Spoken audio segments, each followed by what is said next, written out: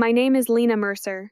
I was 33 years old the night I came home from abdominal surgery, still wearing my hospital bracelet, one hand pressed against fresh stitches, and my older brother looked at me from the couch and said, "If you're done milking it, get in the kitchen and make something hot." I remember the exact smell of that moment, antiseptic still clinging to my skin, rainwater from the parking lot drying on my coat, the faint sour smell of old takeout from the trash he had apparently decided was my problem the second I crossed the threshold. For 1 second, I just stood there.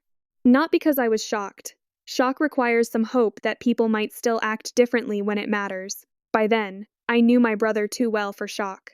What I felt instead was a tired, familiar drop inside me. That old feeling of my body understanding the script before my mind caught up. He would bark an order. I would move carefully, silently, around the pain. He would call that normal. And if I dared hesitate, he would tell me I was dramatic. But that night I was not alone. The man who had carried my overnight bag up from the car had stopped just inside the doorway behind me. He had heard every word. I did not turn around right away. I didn't need to. I could feel the air change. There are silences that mean fear, and silences that mean power, entering a room without asking permission. This was the second kind. My brother Connor still thought he was talking to the same version of me he had managed for years, the version who apologized first. The version who tried to keep peace in rooms that only stayed peaceful when I disappeared inside them. He had no idea he had just performed himself in front of the one person whose opinion could cost him everything he thought made him untouchable. If you're listening from somewhere far away, tell me where. I used to think some humiliations only made sense inside one family, one apartment, one ugly little history. I know better now. These stories travel because the people in them are never as rare as they should be. Connor is 5 years older than me. He is the kind of man who mistakes occupying space for earning it. Loud laugh. Easy confidence. Quick to explain other people to themselves. If you met him casually, maybe at a bar or a work event, you might have thought he was charming in the uncomplicated way men like him often seem at first. Helpful with coats. Good handshake. Fast eye contact. The kind of person people describe as strong, when what they really mean is that he's practiced at getting his way. Inside the home, he was something else. Not cinematic. Not monstrous in a way strangers would instantly recognize. Those men are easier to leave. Connor's cruelty lived in routines. In assumptions. In the small, relentless conversion of one person into a function. He did not scream every day. He did not hit walls often enough for neighbors to notice a pattern. He just moved through life as if my labor belonged to him and my discomfort was evidence of poor attitude. The night I came home from surgery, he was stretched across my sofa with his shoes on the coffee table, the television running low, and one of my dish towels tucked under a bowl he had apparently left there hours earlier. The lamp by the window was on. The kitchen light was off. He had not even tried to pretend he was waiting for me with concern. He looked irritated. That is what I remember most clearly. I had spent the previous 24 hours in a hospital bed after emergency surgery to remove a large ovarian cyst that had twisted so badly it sent me to the ER bent over and shaking. The pain before the operation had been sharp enough to blur the edges of my vision. The pain after it was quieter, but meaner, deep, pulling. Every movement felt negotiated. Hospital staff had asked twice whether someone would be with me at home. I lied both times. I said, "My brother's around." That was technically true. Truth can still be dangerous when it's missing context. The man who had brought me home was named Graham Vale.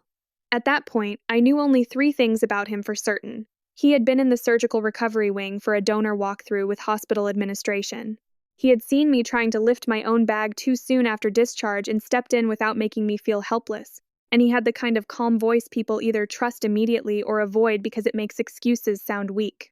When the nurse asked whether someone was helping me get home, I had hesitated just long enough for him to notice.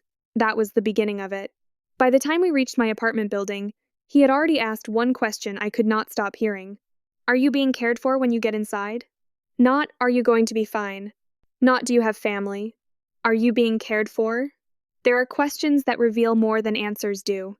I gave him the kind of response women give when they've spent years minimizing. "It'll be okay." He glanced at me, then looked back at the road and said, "That usually means no." I almost laughed. I almost cried. Mostly I stared out the passenger window and wished the elevator ride would take forever. Now he stood 3 steps behind me in my apartment doorway, quiet and still, while my brother demanded dinner from a woman who could barely straighten her spine. Connor finally noticed him. His expression changed in pieces. First annoyance, then confusion, then the quick, ugly calculation of a man realizing too late that he may have revealed the wrong version of himself to the wrong witness. "Who's that?" he asked. Not "who are you?" "Who's that?" As if the important thing was not the person, but the disruption of his control. I eased one hand off the wall and said, "His name is Graham. He drove me home." Connor sat up straighter. And the pain tugged hard under my ribs when I inhaled, but something in me had already started settling into a different kind of balance. I had spent years responding to Connor before I could think. That night, for the first time, thinking came first. "And he heard what you said." Connor gave a short laugh, thin, dismissive, the sound he used when he wanted to make another person's reaction seem embarrassing before his own could become visible. "This is a family conversation," he said, looking at Graham now like he expected male hierarchy to take his side by default. "You can leave the bag and go."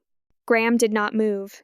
He set the overnight bag gently by the console table, took off his coat slowly, folded it over one arm, and looked at Connor the way a person might look at damage they are trying to assess accurately before deciding what to do next.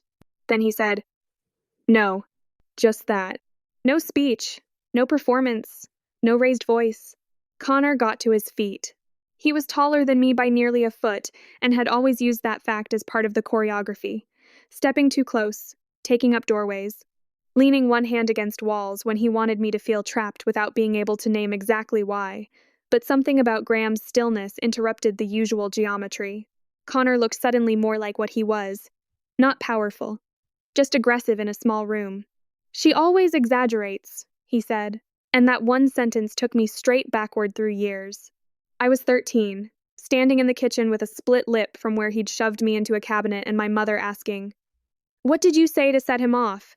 I was 17, telling my aunt he had taken cash from my dresser and hearing later that I needed to stop making things so dramatic.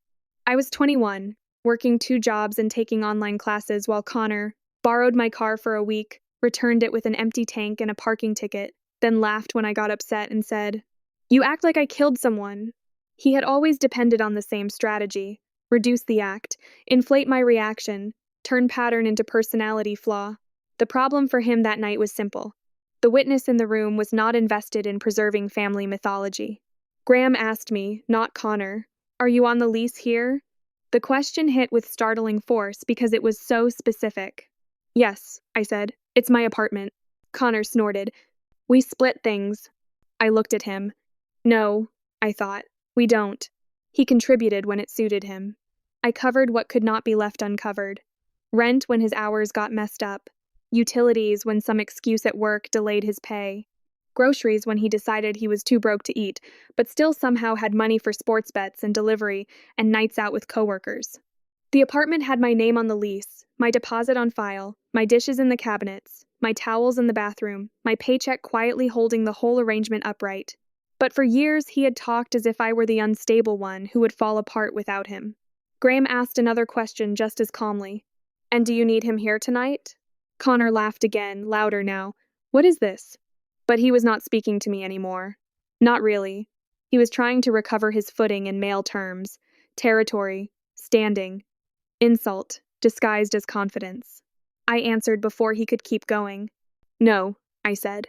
It was the first time I had said that word about him in a way that mattered. "No. Not no. Don't yell. Not no. Please stop. Just no. Clear enough to stand on." Connor looked at me as if I had switched languages in the middle of a sentence. That was the thing about people like him. They mistake your endurance for agreement. They think the role is permanent because it has lasted.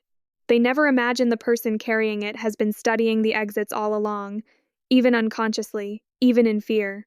His phone buzzed on the coffee table then, a sharp little vibration against glass. He glanced down, and I saw something I had never seen clearly before in his face. Not anger. Worry. The screen flashed a company logo I recognized vaguely from a downtown hospitality group. Connor had spent the past year bragging about his job at a boutique hotel restaurant, calling himself basically management now, talking as if titles had already become authority. He loved the reflected glow of places nicer than the life he actually maintained. He wore that job like evidence that everyone who ever doubted him had been stupid. Graham saw the logo too. His expression did not change much, but it tightened somewhere around the eyes. Connor must have noticed because he snatched the phone up and turned the screen inward too fast. I looked from one man to the other. Then I asked, "You know where he works?" Graham turned his head slightly toward me. "Yes," he said, "I do." Connor's face changed again. This time, the fear showed. Not fully. Men like him do not surrender expression easily. But enough that the room felt different all at once. Like a cheap wall had cracked and the wiring behind it was suddenly visible. The pain in my abdomen pulsed again, hot and deep, and with it came another clear memory. Not of Connor hurting me, of me helping him, covering his half of rent. Telling one landlord he was out of town when he was avoiding calls. Rewriting a resume line for him because his version sounded like a lie. Lying to my own friends when they asked why I always looked tired. That was the humiliation under everything else. Not just what he took. What I protected. The doorbell rang before anyone spoke again. The sound cut through the room so sharply that Connor flinched. I knew who it was before I opened it. Mara. Not Sarah this time. Mara. Because this story needed to be its own. Mara had been my closest friend since community college. She worked nights as a surgical scheduler, knew more about discharge paperwork than most residents, and had the kind of memory cruel people hate because she forgets nothing. I had texted her from recovery an hour before I left the hospital. "Home tonight. I may need you." She had replied with one word. "Coming." Now she stood in the hallway holding a paper bag that smelled like broth and ginger in one hand and a thick manila envelope in the other. The second she saw my face, her whole body changed. Not louder, sharper. "You should be in bed," she said to me first. Then she stepped inside, took in Connor, took in Graham, took in the room, and understood exactly enough. Connor rolled his eyes. "Great, another audience." Mara shut the door behind her. "No," she said, "more like records." She lifted the envelope slightly. And that was the moment I knew the night had passed beyond humiliation and into something else entirely. Because the envelope in her hand was not dramatic. It was better than dramatic. It was detailed. For 3 weeks before my surgery, Mara had been helping me make sense of something I had almost convinced myself I was imagining. Money missing from the account I used for medical savings. Utility notices that never matched what Connor claimed. Transfer dates that lined up too neatly with his apologies. She had been gathering screenshots, timestamps, copies of payment records, and one landlord email chain. Connor didn't realize, still came to me, automatically, because the apartment portal had always been under my login. I had not been ready to use any of it yet. But pain changes timing. So does witness. Mara looked at me and asked quietly, "Do you want to do this now?" Connor scoffed, but too quickly. I stared at the envelope. Then I looked at the kitchen I had paid to keep lit. The couch where he had sprawled while ordering me to cook after surgery. The man in my doorway whose expression had shifted from concern to assessment. The friend beside me who knew exactly how long I had been carrying all of this. And for the first time in my life, I realized I did not need a calmer day to deserve the truth. I said, "Yes." Mara set the paper bag on the counter first. That detail stayed with me because it was such a quiet, human thing to do in the middle of everything else. Soup first, then evidence. Care before strategy. It was one of the reasons I trusted her more than almost anyone I had ever known. The broth smell drifted into the room while she slid the manila envelope onto the kitchen table. Connor looked at it the way people look at objects they do not yet understand but already resent. "What is this?" he asked. Mara didn't answer him. She looked at me and said, "Sit down before you fall over." Only then did I realize how badly I was still shaking. Adrenaline had been holding me upright in a way pain medication could not fully interrupt, but my body was beginning to collect the cost. My abdomen burned in a hard, mean line just under the bandages. My knees felt unreliable. My mouth was dry. Graham pulled out one of the kitchen chairs without making a production of it, and I lowered myself into it so slowly I could feel each inch of the movement. Connor let out a short laugh. "There. Was that so hard? You could have just sat down and made something simple." It is strange what finally sounds unforgivable. Not the loud things. Not the most dramatic moments. Sometimes it is a sentence so ordinary, so soaked in entitlement, that it reveals the entire architecture of what someone thinks you are for. Graham turned toward him then. She had abdominal surgery less than 6 hours ago. Connor shrugged. She's had cramps before.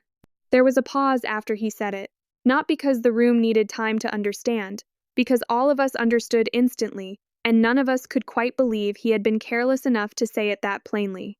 Mara looked at him with open disgust. Do you hear yourself?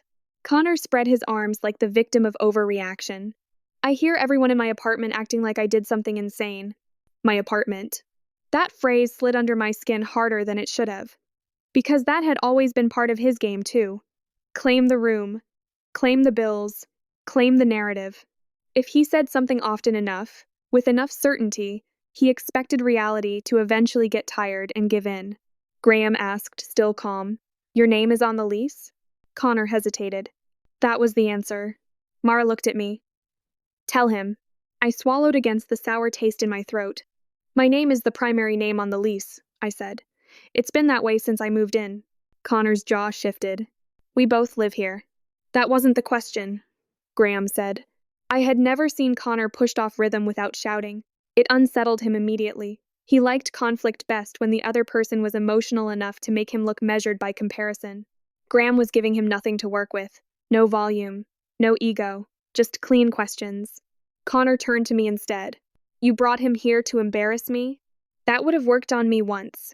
Not because it was true. Because I had been trained to treat his embarrassment as an emergency. If he was ashamed, I was supposed to fix it. If he was angry, I was supposed to smooth it. If he was exposed, I was supposed to become smaller, so he could expand back into comfort. But surgery changes certain things. Pain strips sentiment off old habits. It leaves the structure behind. I said, No, you did that yourself. Mara opened the envelope. Connor took a step toward the table. What's in there? Mara looked up at him and said, Patterns. That one word made him go still. Because people like Connor survive by isolating each incident. One missed payment, one borrowed amount, one misunderstanding, one argument, one overreaction from a woman he can call sensitive if she gets too specific. Pattern is dangerous to men like that. Pattern is where personality becomes evidence. Mara took out the first page and laid it flat. It was a printout of my rent portal history. I recognized the dates immediately. The months where he had told me the landlord was being difficult again. The months he said he had paid his share already and I just needed to cover the timing. The months I had transferred money out of my own account to keep us from getting hit with late fees, while he told people at work and, apparently, neighbors that I was the unstable one who couldn't manage basic bills. Mara tapped the line items one by one. These are the rent payments for the last 11 months, she said. They all came from Lena's account or from her employer direct deposit. His contribution appears exactly twice, and one of those reversed. Connor scoffed. So what? We worked it out between us. No, I said quietly. You lied. He snapped his head toward me. About what? The pain under my bandage pulsed hard, but something in me had settled beyond fear now. Not fully into safety, not yet, but into precision. I was too tired to soften truth. You told the leasing office I was the reason payments were late, I said. You told them I had mood issues and couldn't be trusted to manage money. Connor laughed again, too fast. You're seriously bringing that up? Yes. Mara slid out another page. This one was an email printout. The sender line was from our property manager. The reply below it was from Connor, using the shared tenant thread he forgot still forwarded copies to me. I remembered reading it at 2 a.m. 3 months earlier and sitting on the bathroom floor because my hands had gone numb. He had written, My sister has been unstable lately because of health stuff. I'm doing my best to keep things current, but she gets emotional and loses track. Emotional. Unstable. Health stuff. The language was so neat. So plausible. So useful. The kind of lie men like Connor build because it sounds almost compassionate while quietly destroying the credibility of the person it names. Graham read it once without comment. Then he asked me, Did you know he was saying this? I saw the email later, I said. I didn't confront him. Connor looked almost relieved for half a second, like maybe that softened things. Then I added, Because every time I confronted you, you made me regret it. That landed. He recovered with anger, but slower this time. You always twist things. No, Mara said. She always minimizes them. That's why this took so long. That sentence did something to the room. It shifted me, too. For years, I had thought my problem was weakness, that I folded too fast, that I gave in, that if I had been stronger, smarter, louder, meaner, I would have stopped him sooner. But weakness was not the right word. Training was. I had been trained to reduce my own experience in real time, so the person causing it did not have to face its full shape. Mara knew that. She had watched it happen for years. The first time she ever came to the apartment, Connor had opened the door, looked her up and down, and said, "Hope you're not one of those friends who thinks talking about feelings counts as rent." I had laughed then. Actually laughed. Not because it was funny, because I thought making it into a joke would protect the day. Later that night, Mara said, "Why did you laugh?" And I said, "Because he was just being Connor." She looked at me for a long second and said, "That explanation is too expensive." I didn't understand what she meant then. I did now. Connor was already sweating a little under the collar by the time Mara laid out the next set of pages. Bank transfer screenshots. Not broad summaries. Specifics. Date. Amount. Destination account. The surgery fund withdrawals. My stomach turned before she even said the number out loud. $3,240. Not in one hit. Never in one hit. That would have been too easy to prove, too easy for me to trust my own outrage. He took it in cuts. 90 here, 140 there. Utility panic. Emergency gas. Work uniform deposit. I'll replace it Friday. I'm waiting on payroll. Don't make that face. I said I've got it. Every small theft was accompanied by urgency, insult, or exhaustion. He understood that confusion is more useful than force when you want to keep taking from someone who still hopes you might stop. Mara tapped one highlighted line. "This transfer," she said, "went to his account the same day he told you the electric bill needed immediate coverage or they'd shut things off." I closed my eyes. That day came back clearly. I was in bed with a heating pad pressed to my stomach because the cyst pain had already started worsening, and I still thought it was something I just needed to work through. Connor stood in the doorway holding his phone and said, "You want us sitting in the dark because you're too selfish to help for once?" I transferred the money within 5 minutes. 2 days later, I saw photos from a sports bar on his social feed and almost convinced myself the dates didn't mean anything. Mara set down another printout. "The electric account was current that whole week," she said. Connor took a step forward. "You went through my private stuff?" "No," she said. "I went through Lena's finances because she was the one missing money for medication after surgery." That line cut through me. Not because I didn't know it already, because hearing it in that order made the cruelty visible all over again. He had not just stolen from me. He had stolen from the body I was trying to keep functional, from the recovery itself, from the part of me that was trying, painfully and expensively, to stay well enough to keep my job and keep us housed and keep life moving. Graham said, "How long has this been happening?" Connor answered first. "It hasn't." Mara ignored him and looked at me. "Tell him about the loan." My throat tightened. There are humiliations that stay quiet longest, because they were signed. When I was 19, Connor talked me into co-signing a small personal loan. He said he needed it for a trade certification that would finally get him stable. He said my credit would only be attached briefly and he'd cover every payment. He missed the first one, then the second, then the third. My score dropped fast enough that I lost a better financing offer on my first car, and when I confronted him, he told my aunt I was irresponsible with money and too emotional to understand how credit works. I did not correct the story publicly then. I was tired, embarrassed, and still loyal to a version of brotherhood that only existed in my imagination. Now, in my own kitchen, still sore from surgery, with proof spread across the table and witnesses in the room, I said it plainly. He wrecked my credit when I was 19 and told the family I did it to myself. Connor pointed at me. "You agreed to that. I trusted you." Those two sentences hung there for a second, long enough to reveal the whole difference between us. For him, agreement without ethics was protection. For me, trust without proof had been ruin. Mara slid out one final sheet then, and I knew immediately by Connor's face that this was the one he feared most. It was on hotel letterhead. Or rather, not exactly letterhead. An internal HR formatting template from the hospitality group where he worked. Subject line: Notice of pending review. There had been some vendor issue. A sign-off discrepancy. A forged approval code or altered submission timing, something administrative enough to sound boring until money and policy touched it.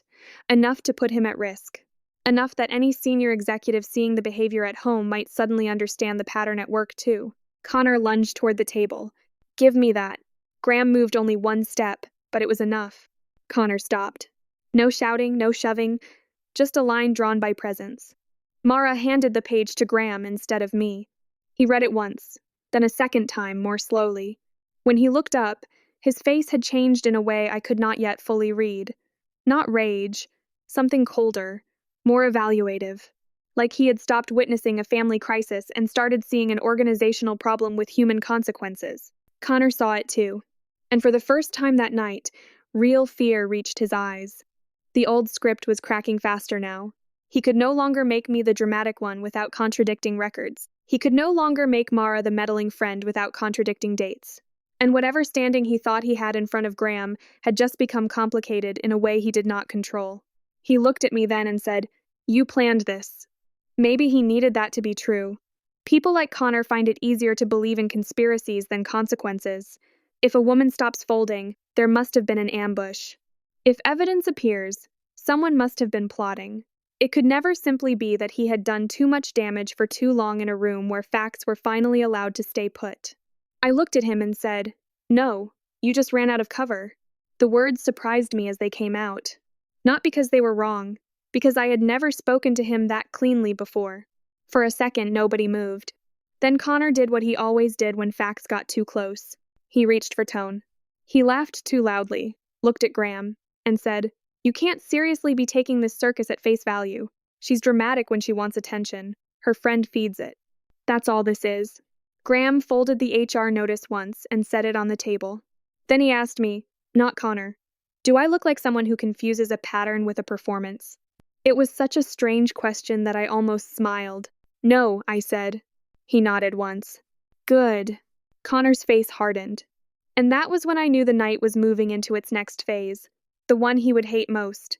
Not because of shouting, because of structure. Because once men like him lose control of the story inside a room, they start reaching for bigger threats.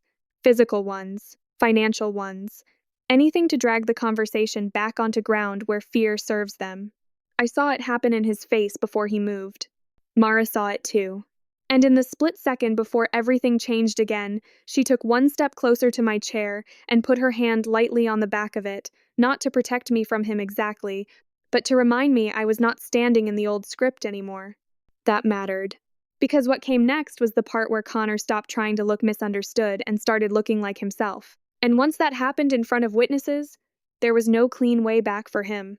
Connor's laugh died too quickly. That was the first sign.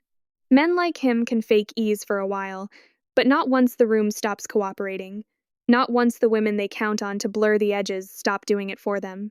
He was still talking as if this were some ridiculous misunderstanding, but his body had already told the truth. His shoulders were too high. His jaw kept setting and resetting.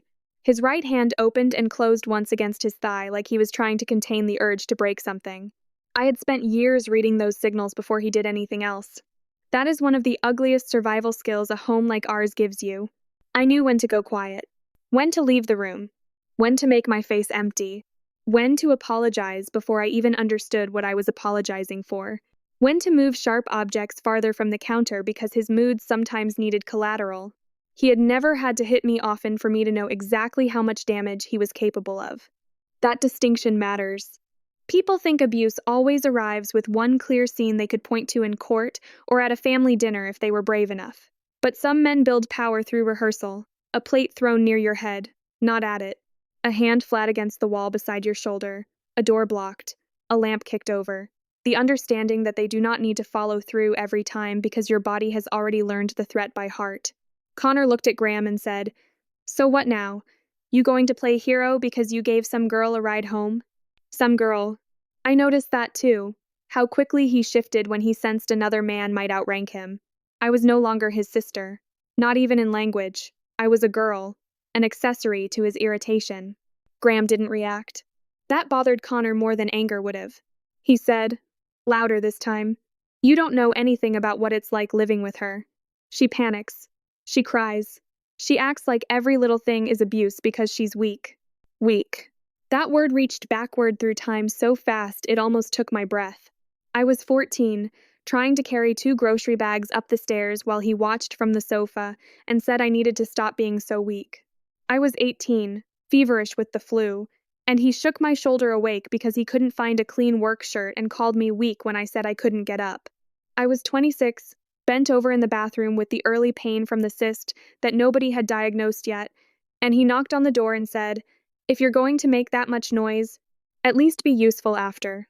Weak had never meant fragile to him. It meant inconvenient. Mara said, "You want to talk about weak? Stealing from your sister's surgery fund is weak." Connor spun toward her. "You don't get to talk to me like that in my house." No one said anything right away. Then I heard my own voice, calmer than I felt. "It isn't your house." The sentence landed with more force than shouting could have. Connor looked at me, really looked, and I saw the exact moment he understood this night wasn't running on the old track anymore. The pain meds, the surgery, the hospital bracelet, still on my wrist, none of it had returned me to the girl who folded under pressure because there were witnesses now. Real ones.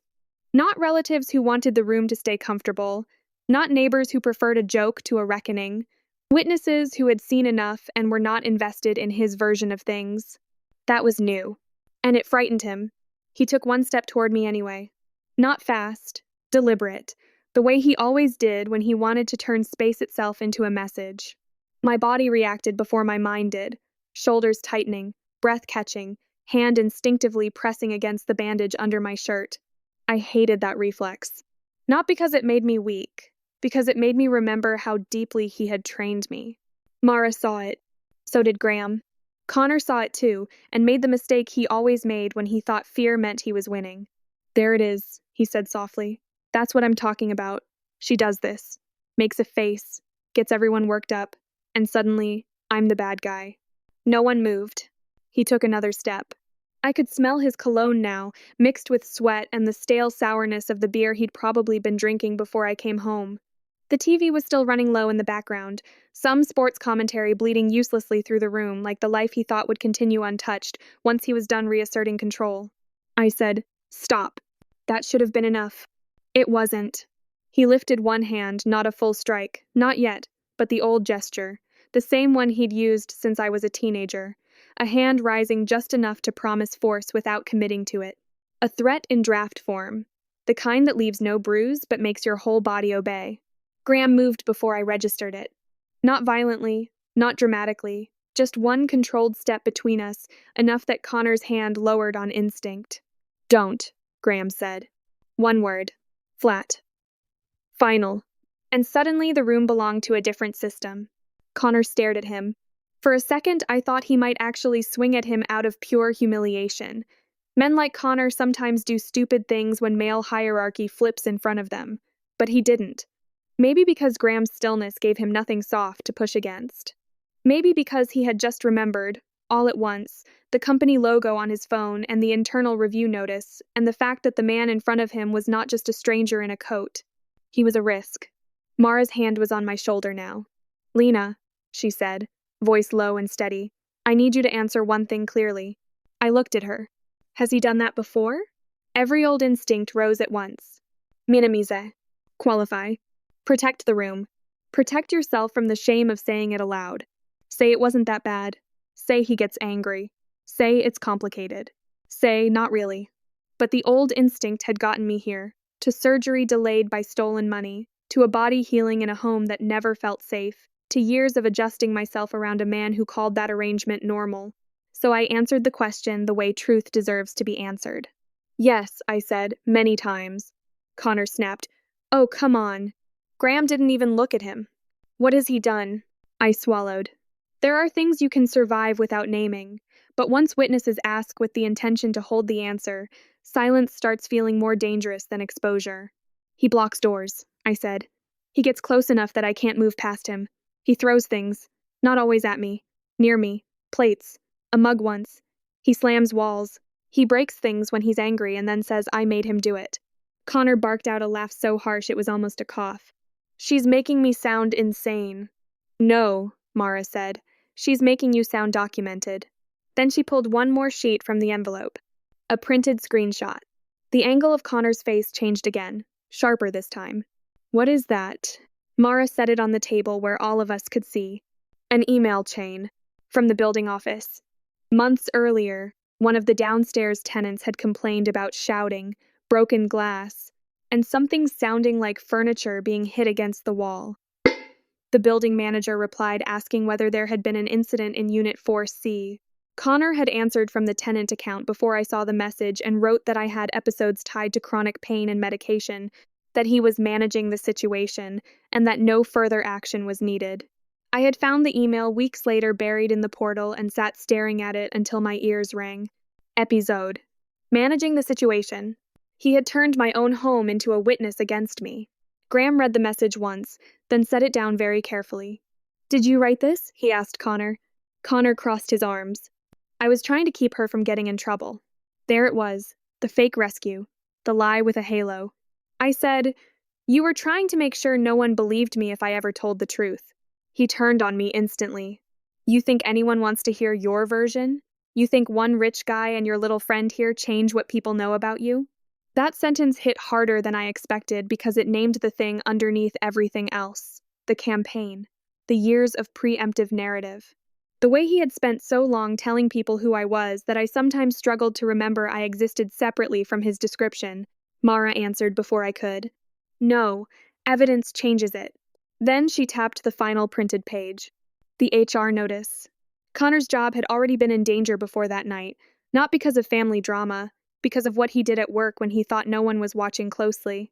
He'd approved vendor substitutions under someone else's code, used a secondary email tied to my apartment account to intercept notices, delayed invoices, signed off on something he had no authority to sign. At the time, I didn't understand every detail of the internal notice. I only understood enough. He had been gambling with more than my life. Graham looked at the page again, then at Connor. You forged an approval trail. Connor's voice jumped an octave before he forced it back down. It was a timing thing. Everyone does that. No, Graham said. They don't. Connor looked at me then, desperate enough to be ugly without polish. You went through my email. No, I said. You used mine. That was the stupidest part, the arrogance of him. He had routed backup notifications through my address months earlier because he assumed I never checked anything carefully enough to matter. He depended on the same thing at work that he depended on at home, other people carrying the structure while he skimmed status off the top. His phone buzzed again.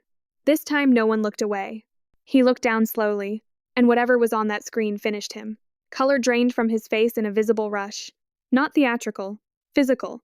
Like his body finally understood before his mouth did that the system outside this apartment had started closing around him too. Mara said, "Read it." He didn't. Of course he didn't. So Graham stepped closer, not enough to touch, just enough that Connor's options felt narrower. Read it. Connor's lips parted. Then he said, pending suspension. The room was silent. He swallowed and added, effective immediately. No one moved. I thought I would feel some explosive rush at that moment. Vindication. Triumph. Something hot and dramatic enough to balance all the years that came before. But what I felt instead was a strange, almost disorienting quiet, like standing on a floor that had finally stopped shaking after so long you'd forgotten stillness existed. Connor looked around the room wildly then, as if he could still rearrange us through force of irritation. This is insane, he said.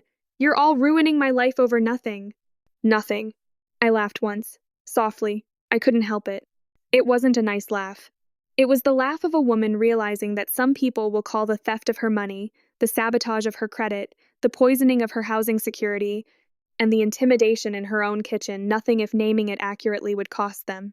Nothing, I said. He took a step toward me again. And this time, there was no confusion left in his face at all. Only rage. The polished version of Connor had finally burned off. What remained was the part I had known since childhood, the boy who broke my cassette player because I wouldn't lend him money from babysitting. The teenager who stood in my doorway at midnight and read my diary aloud in a fake, crying voice because he found it funny. The man who had spent years turning proximity into power and calling that love. You think this makes you important? He said.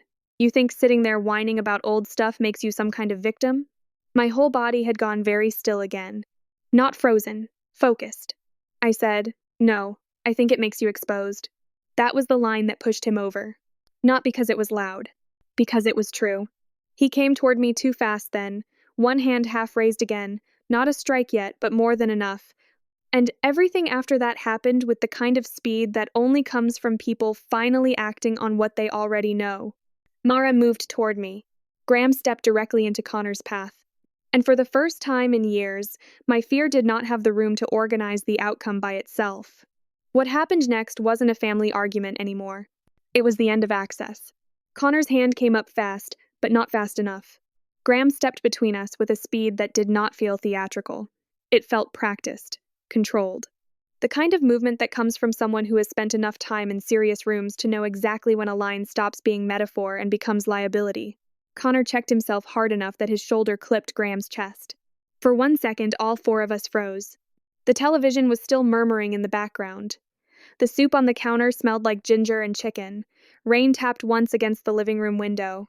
And in the middle of all that ordinary sound, the room changed shape completely. Because everyone had seen it. Not almost. Not maybe. Not she's exaggerating. Seen it. Mara's voice came first. You saw that. She wasn't asking me. She was looking at Graham. I did, he said. Then he turned to me, not Connor, and asked the question that mattered most. Lena, do you want him out of here tonight? The old reflex rose like it always did. Make it smaller. Buy time. Don't make it worse. Say maybe tomorrow. Say after he calms down. Say I just need rest. Say you don't want trouble. That reflex had cost me years. My surgery had been delayed because of that reflex. My savings had thinned because of that reflex. My own apartment had felt borrowed because of that reflex. And suddenly, standing there with my incision pulling and my friend beside me and a witness in front of me who was not afraid of my brother, I understood something clearly. Delay was just another way of protecting him. So I said, yes. Connor laughed again. But it came out wrong. Cracked. Smaller. You can't throw me out of my own place. Mara said, It's not your place. He pointed at her. Shut up. Then he pointed at me.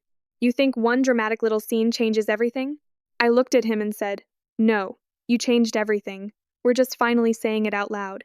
That made him angrier than any insult could have. He started toward me again, but Graham lifted one hand, palm open, and Connor stopped just long enough for Graham to take out his phone. Connor stared at it. What are you doing? Documenting next steps, Graham said. There was something devastating in that sentence. Not fury, process. Men like Connor survive emotional weather. They are less prepared for systems. Graham made one call first. Short, quiet, clear. Security, please. Unit 4C. Immediate assistance needed. Unauthorized occupant removal and incident documentation. Connor barked a laugh. Unauthorized occupant? Graham looked at me. His name is not on the lease? No, I said. Connor snapped toward me. You said we'd add me. I said I'd think about it. You promised. No, I said. You assumed.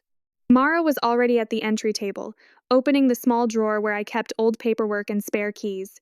Her memory for details was almost frightening when she cared enough. She pulled out the lease folder before I even told her where it was, because she had watched me shove it there months ago, after one of our late-night conversations about whether I needed to start protecting myself properly. She handed it to me. My fingers were trembling, but not from doubt. From pain, adrenaline, and the sheer unfamiliarity of telling the truth in the exact room where I had spent years minimizing it. I opened the lease to the signature page and handed it to Graham. He checked it once, then passed it to Connor. My name, he said, tapping the line where it mattered, is not on here. Connor didn't look at the page for long. He shoved it back toward us. So what? I live here. You stay here, I said. That distinction landed harder than I expected. Because it was the first time I had ever corrected the language in real time, not just in my own head, out loud, in front of witnesses, my apartment, my lease, my payments, my furniture, my labor holding it together. He had only ever occupied what I maintained. His phone buzzed again. This time he looked afraid to check it. Mara said, Go ahead. He glared at her, but his thumb had already moved. His eyes scanned the screen once and his face changed again. I had not thought it could get paler, but it did. Graham held out his hand. Connor didn't give him the phone. So Graham said, Read it. Connor's voice came out rough. Access revoked. No one moved. He swallowed and read the rest more quietly. Pending investigation. Do not report to property. The silence after that was clean and absolute. For years, Connor had depended on a stack of borrowed identities. Big brother, provider, management. The one who knew how the world worked. The one I was supposedly too fragile to survive without. And now, in one night, in one room, each layer was being taken apart by the people and systems he had counted on, never comparing notes. Mara reached into the envelope again. One more thing. Connor whipped around. What now? She held up a single printed page. Not from the bank. Not from the lease portal. A copy of my account summary from the Medical Savings Fund with the withdrawals highlighted and the corresponding payment destination report behind it. You took $3,240 from her surgery fund, she said. And because of that, she pushed the procedure back nearly 8 weeks. Graham's head turned slightly toward me. Is that true? I nodded. Connor broke in immediately. She would have delayed it anyway. She always drags things out. I laughed then. Actually laughed. Quietly, but with enough disbelief in it that Connor went still. Not because it was funny. Because he had just reduced my body again. My pain, my surgery, my recovery. He was still trying to narrate me as lazy and difficult even now, even while standing on the wreckage of his own lies. I said, you stole from my recovery and told me I was overreacting to pain. Mara looked at Graham. And he used those same months to gamble online and cover overdue credit card payments. Connor lunged for the envelope then. Not at me, at the evidence. That was always the truest thing about men like him. When truth gets close, they don't attack the hurt first. They attack the record. Graham caught his wrist. Not violently, just enough. Connor jerked back like the contact itself had insulted him. Don't touch me. Then stop moving toward her and stop reaching for documents that aren't yours. Every word was level. That made it worse. Connor was used to heat. Heat gave him something to push against. Calm made him look exactly like what he was. The knock came 30 seconds later. 2 building security officers and the overnight property supervisor, all business, no curiosity in their faces, which I appreciated more than I can explain. Curiosity can feel humiliating when your private terror finally becomes legible to outsiders. Procedure feels better. Procedure doesn't ask you to perform your pain. The supervisor, Miss Delaney, stepped inside first. She looked at me, then at the hospital bracelet still around my wrist, then at Connor, then at Graham. What's the situation? I heard my own voice answer before fear could dilute it. He is not on the lease. He has threatened and intimidated me in the apartment before. Tonight he ordered me to cook immediately after I came home from surgery, advanced on me when I refused, and I want him removed. Miss Delaney nodded once. That was all. No skepticism. No soft disbelief. No, are you sure? No suggestion that siblings fight. Just a nod. Then she turned to Connor and said, Sir, you need to gather essentials and leave the unit tonight. He stared at her like she'd spoken in a language he shouldn't have had to learn. You're serious? Yes. He pointed at me. She's drugged up. She always gets like this when she wants attention. Mara said, Funny how every woman who tells the truth about you becomes unstable. Delaney held out her hand. Sir, essentials, now. Connor looked around the room then, like he was still searching for the version of reality in which he had control. But there wasn't one left. Not with the lease on the table. Not with the evidence in an envelope. Not with his work access gone. Not with building staff standing in my doorway waiting for him to move. He went to the bedroom hard and fast, throwing clothes into a duffel bag with the jerky violence of someone who wants the room to know he is offended even while obeying it. A hanger hit the closet door. A drawer slammed. Once, something glass cracked in the bathroom, and one of the officers stepped down the hall immediately. I stayed at the kitchen table because standing hurt too much. Mara opened the soup and put a spoon in my hand like we were in some ordinary evening after a hard day. That nearly undid me more than anything else. Graham crouched slightly so I didn't have to look up. When they ask, "Do you want the incident formally logged?" I looked at him. This was the part that always used to stop me, the point where things moved from private misery to documented consequence. I had backed away from that line so many times in the past because I thought crossing it would make me cruel, or dramatic, or impossible to forgive. Then I remembered the surgery fund, the lease emails, the blocked doors, the hand half raised. The years. Yes, I said. He nodded. Good. Connor came back into the living room with the duffel bag over one shoulder and fury burning through every line of him. You think this is the end? He asked me. Not anyone else. Me. I set the spoon down. For you here? I said. Yes. He laughed once. You can't survive on your own. That sentence should tell you everything about the architecture he had built inside my life. He did not even try to deny what he had done anymore. He reached straight for the old premise. Dependency. Fear. The idea that I would reopen any door if he convinced me I was too weak to hold the house up without him. So I reached into the lease folder and took out the renewal confirmation he had never known existed. I had signed it 3 months earlier after one especially bad week when he'd blocked the hallway and told me no landlord would ever choose me over him if things got complicated. I didn't even consciously think of that as a plan then, more like a private instinct towards survival, a quiet paper shield I hoped I'd never need. Now I held it up. My tenancy was renewed in my name only, I said. You were never part of the future here. His face changed. That finally reached him. Not because it was cruel, because it was final. For years he had counted on the fact that I was always living provisionally around him. One more month, one more compromise, one more paycheck, one more apology.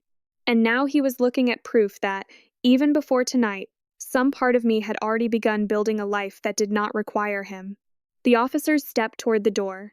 Connor stayed where he was for a second too long. Then he tried one last weapon, the oldest one.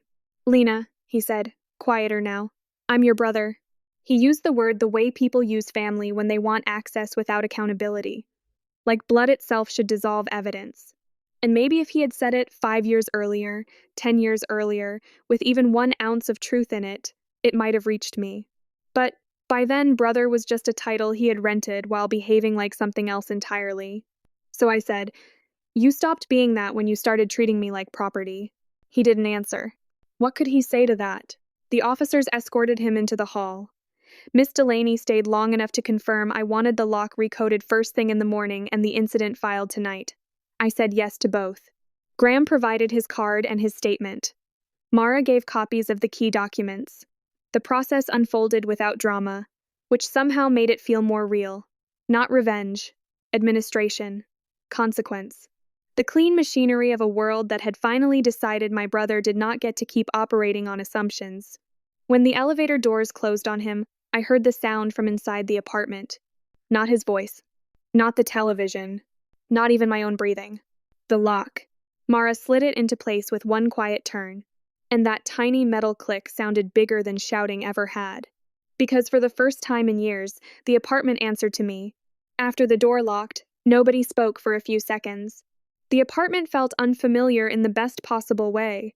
Not because it had changed physically. The same lamp was on by the sofa.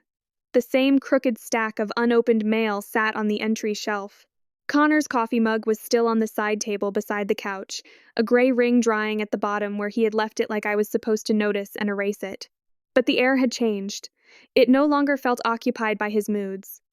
It no longer felt arranged around whatever version of him I was expected to survive that night. I sat at the kitchen table with a spoon in my hand and realized something so simple it almost hurt. I could hear myself think. Mara pushed the soup closer. Eat before the pain meds wear off. That was so specifically her that I laughed once, softly, even with my abdomen pulling every time I breathed too deeply. She had no patience for emotional collapse before hydration and basic food. I loved her for that. Graham was standing near the entryway, coat back on now, giving the room back to me one step at a time. He did not act like a hero. He did not linger to collect gratitude. He looked like a man making sure the structure was stable before he left the site. He said, "Building management will file the incident tonight.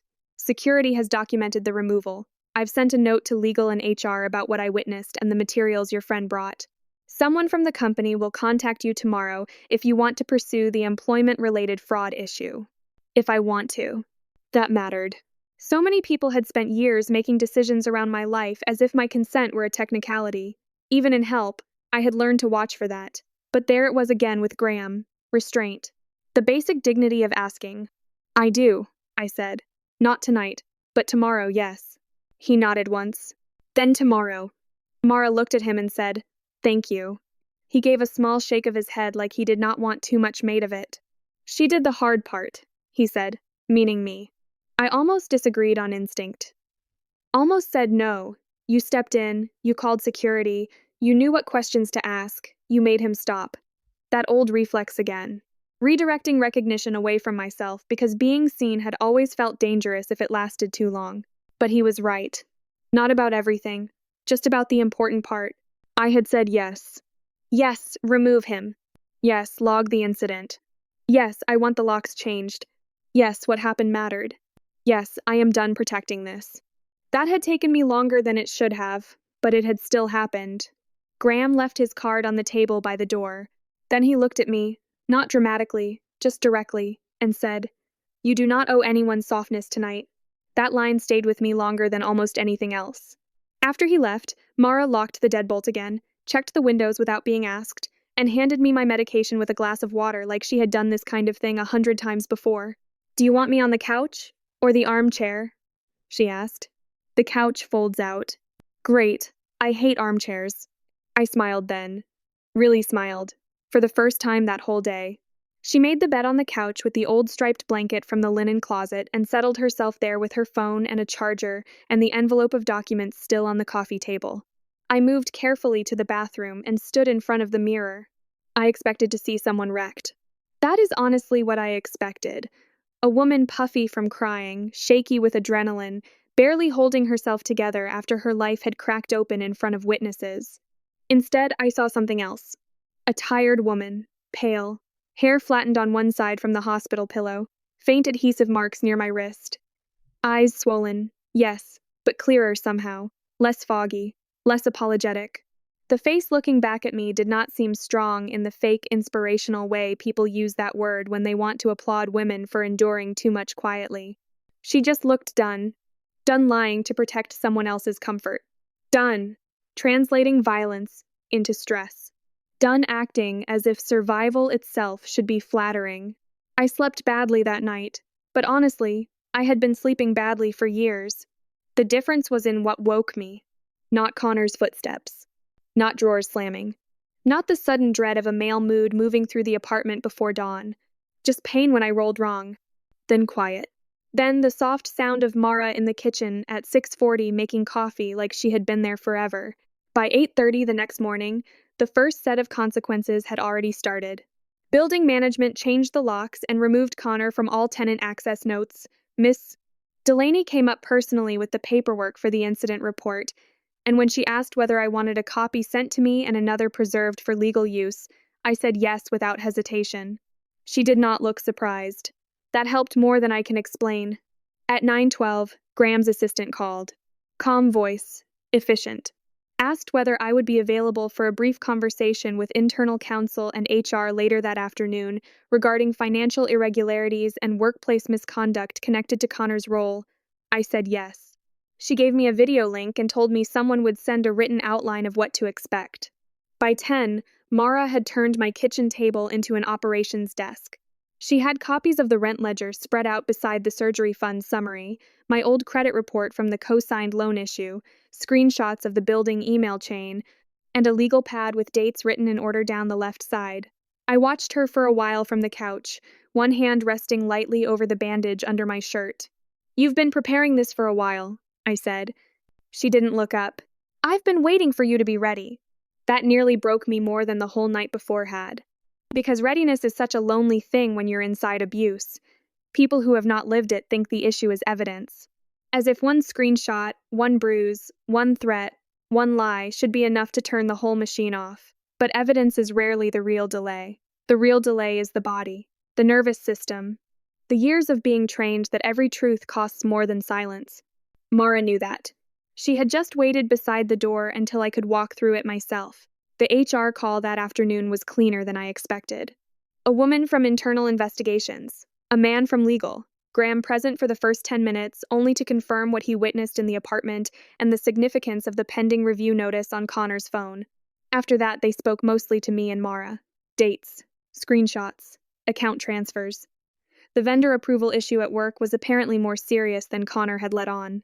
He had used an internal override code he did not have authority to use, routed a disputed invoice through a supplier account, flagged previously for irregular timing, and tied backup notifications to my email because he did not want the real escalation thread hitting his company address first. Even that detail felt so perfectly him, it almost made me tired to say it aloud. Hijacking my information flow because he assumed anything attached to my life could be used. By the end of the call, internal counsel told me they would want sworn copies of certain financial documents. Not because the company would pursue my personal losses, but because my evidence established behavioral pattern and possible intent. That phrase mattered more than I thought it would. Behavioral pattern. Possible intent. Clean words. Real ones. Not family words. Not personality words. Not, he just gets stressed, or, you know how he is. Structure words. The kind that stop chaos from hiding in ordinary language. Then came the calls.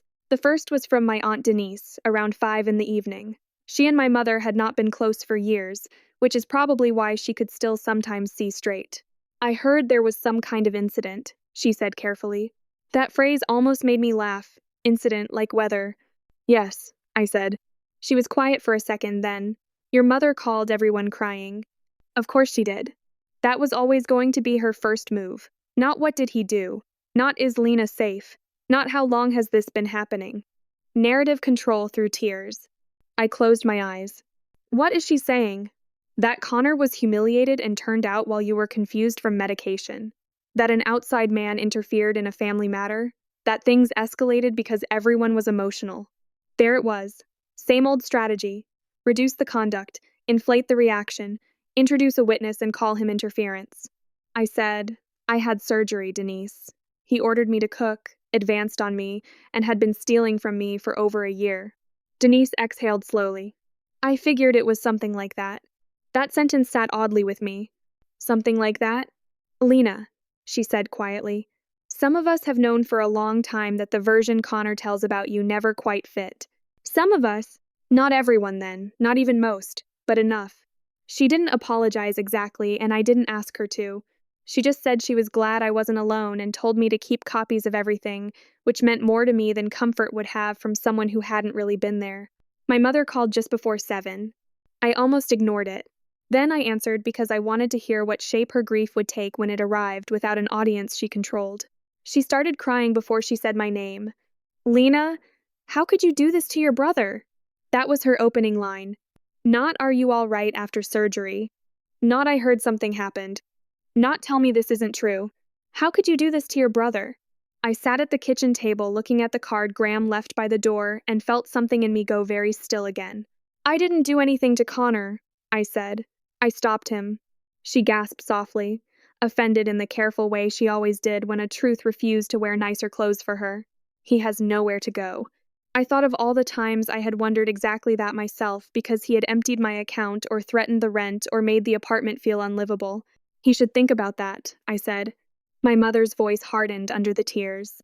This is not how family handles things. There it was, family, the old lockpick. I said, family also doesn't steal surgery money. Silence. A long one. Then quieter. He said you were confused about the transfers. Of course he had. Even now. Even after witnesses. Even after evidence. Even after company suspension and building reports and removal. He was still reaching for the oldest script. She's emotional. She's confused. She doesn't understand the full picture. I looked down at the highlighted transfer sheet under my hand. I have the statements. You always make everything sound colder than it is. That line might once have folded me in half. This time, it clarified something. My mother did not need me to be wrong. She only needed me to be less precise. No, I said. You just prefer it warmer when the lie benefits him. She hung up on me after that. Not dramatically, just fast enough to tell me she had no sentence prepared for being answered clearly. By the end of the week, Connor had lost the job completely. Not suspended, terminated. The official language from HR was dry, as these things usually are. Policy violations, financial misconduct review, unauthorized approval activity, failure to cooperate honestly during investigation, company property revoked, final pay held pending deductions and review. I stared at the email for a long time. Not because I wanted him ruined, because I had spent years half convinced that men like him somehow keep standing no matter how much they take. That the world always finds a way to interpret their aggression as leadership, their manipulation as stress, their theft as messy timing. Watching a system refuse him felt less like revenge and more like gravity finally remembering its job. There were practical consequences, too. He texted me 3 times from unknown numbers. "You've made your point. This is insane. You owe me a conversation." I blocked each number without replying. That was new, too. No explanation. No long paragraph. No defense brief written in the language of a person trying not to sound mean. Just block. The repayment piece moved more slowly. Mara helped me organize every loss tied directly to him: the siphoned surgery fund, late fees, medication delays, the old co-signed loan damage, certain rent gaps, utility transfers he had manufactured through panic. Martin, yes. I used Martin again in spirit, if not name, but let's keep it simple. An attorney Graham's legal team referred me to, reviewed the file, and said I had a strong claim if I wanted to pursue civil recovery. I did. Not because I thought I'd get everything back quickly. Probably not. Men like Connor rarely keep enough for easy justice, but because naming the debt mattered, putting numbers to what he took mattered, making the harm legible in the language of consequence mattered. 2 weeks after the surgery, my body began healing in ways my mind was still trying to catch up to. I could stand longer, walk straighter, sleep without bracing for the front door. That last one was the strangest. Do you know what it feels like to notice that your own home has become quiet enough for your nervous system to get confused? The first few nights after Connor was gone, every small sound woke me. Pipes settling, someone upstairs dragging a chair, the refrigerator clicking on. My body was still waiting for the old danger to organize itself and come through the hall. But it didn't. Nothing came. No drawers slamming. No muttered insults from the sofa. No heavy footsteps toward my room. No irritated male voice treating my existence as an interruption. And eventually, one night just after midnight, I woke up from a dead sleep, looked around the dark apartment, and realized I had slept 4 straight hours without fear. I lay there in the dark and cried so quietly it almost felt like relief leaking out through a crack. Mara kept checking on me. My Aunt Denise sent groceries once without asking permission and did not make it into a moral event. Graham texted exactly twice after the HR call, once to confirm legal contact information had reached me, and once, 3 days later, to ask, "Are you healing safely?" Safely. Not quickly. Not better. Safely. I answered, yes, for the first time. He replied with one line. Good, keep choosing that. I saved that message. Not because of romance. This wasn't that kind of story. Because sometimes, one clean sentence from the right witness can help replace a whole lifetime of dirty language from the wrong ones. By the time I was strong enough to take the trash out by myself again, the apartment had started to feel like mine in a way it never had before. I moved the couch, threw away his mug, replaced the hand towel by the sink, reorganized the pantry without leaving space for his junk food and beer, washed the walls in the hallway because they smelled faintly of him and I hated that I could tell. People talk about reclaiming space as if it's symbolic. It isn't. It's physical, cup by cup, drawer by drawer, lock by lock, breath by breath. 3 weeks after the night he was removed, I stood at my own stove and made grilled cheese and tomato soup just because I wanted it. Nothing deep, nothing cinematic. But when I sat down at the same kitchen table where he had expected me to serve him hours after surgery, I understood something with complete clarity. Safety is not dramatic when it arrives. It is ordinary. It is eating when you are hungry instead of when someone orders you to. It is sitting without waiting for a mood to enter the room. It is hearing your own fork against your own bowl in your own apartment and realizing no one is about to use the silence against you. I did eventually hear one more thing through family channels. My mother was still telling people I had overreacted. Connor was struggling. The surgery had made me emotional. An outside man had escalated things. I let her tell it. Because by then I had the building report, the HR findings, the bank records, the lease, the transfer trail, the lock change receipt, the screenshots, and most of all, my own voice back. Let stories circle if they want to.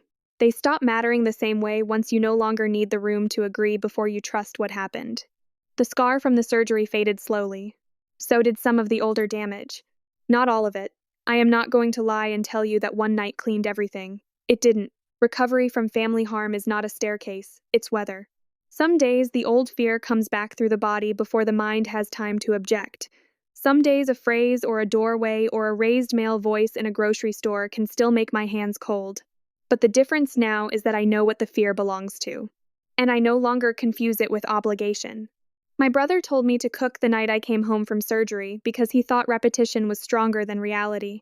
He thought if he used the old tone, the old order, the old claim on my body and my labor, I would fall back into place around him. He was wrong. Not because I became louder than him. Not because I destroyed him. Not because some fantasy version of justice arrived with fireworks. He was wrong because the truth finally had witnesses. Because the records existed. Because the lease existed. Because my friend remembered everything. Because a man with power heard the cruelty before Connor had time to polish it. And because, when the moment came, I said yes. Yes, he leaves. Yes, document it. Yes, I want my money back. Yes, this happened. Yes, I matter more than the peace built on my silence. That was the real ending. Not his suspension. Not the lock turning. Not even the apartment finally going quiet. The real ending was simpler than that. I came home from surgery thinking I was returning to recovery. What I actually came home to was the night my life stopped being organized around my brother's entitlement. And once that changed, everything else finally had room to heal.